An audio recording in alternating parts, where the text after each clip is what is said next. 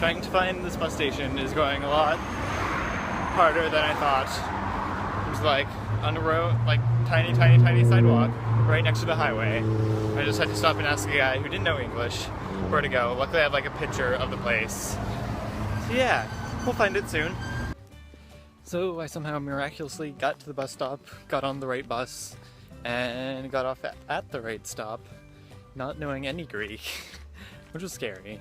And they dropped me off in Vloctober or something, and now I have to actually like walk 2 kilometers to Mycenae, or like the town, and then I have to like walk up to the actual site. I think online it said it's supposed to be like 45 minutes. Like I'm walking in the road because there's no sidewalk or anything because I'm on like a road. Yeah. Let's hope I don't get run over.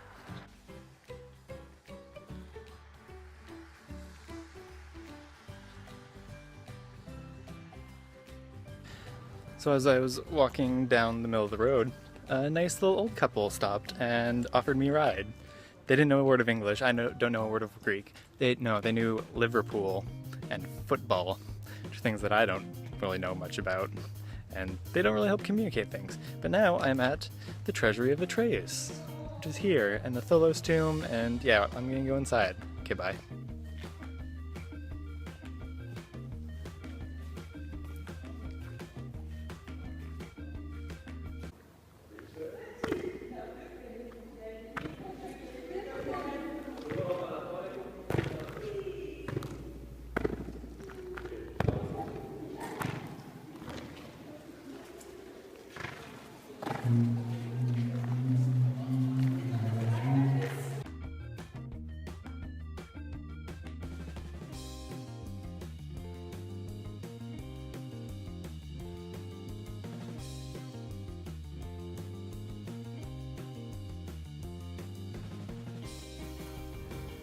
Oh my god, it's Grave Circle B.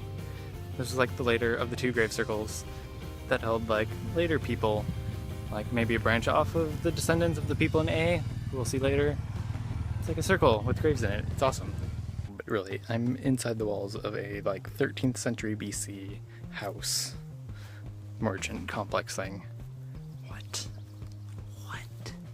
Okay, no, so just like imagine like you come in, you like walk up, down, come in probably from this valley, walk past these like 2-story houses and like oil merchant things, and then you're like, oh hey, there's the Acropolis.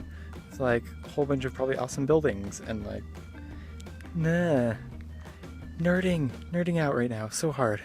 Oh my god, it's the Lion's Gate.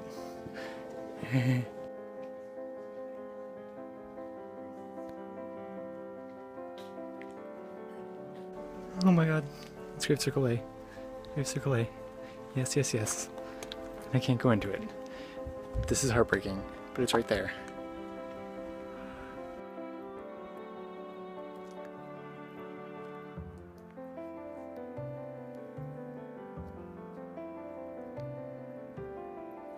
You know, just casual 13th century BC buildings. Just right there, like. It's old. It's like 3,000 years old. They're just buildings right there. They exist still.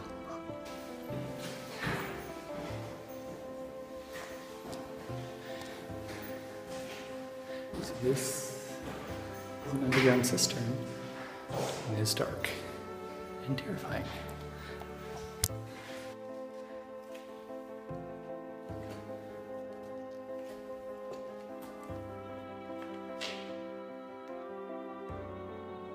Yeah, so check out the view from here. Like, that's the sea back there.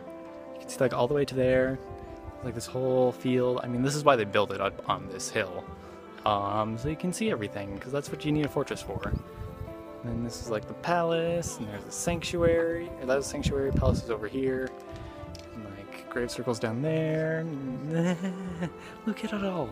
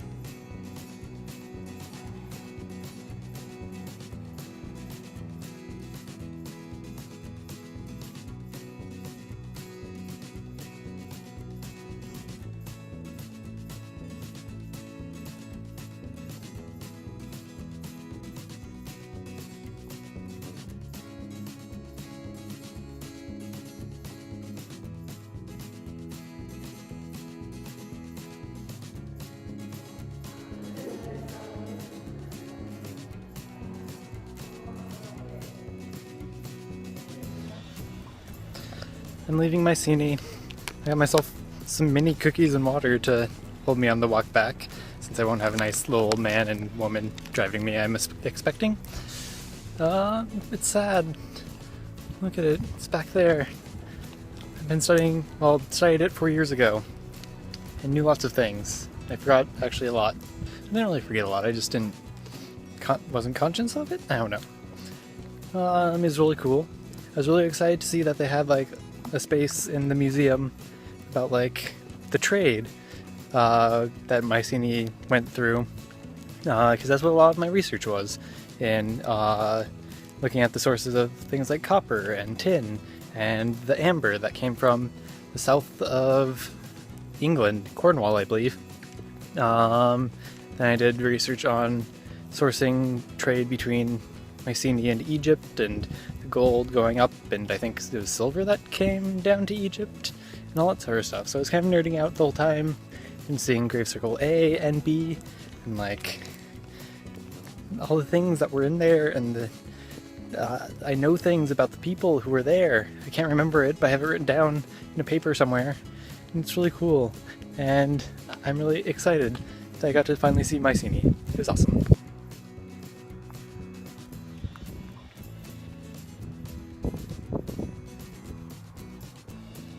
So I just like walked through the current town of Mycenae, which is very, very small and kind of sad.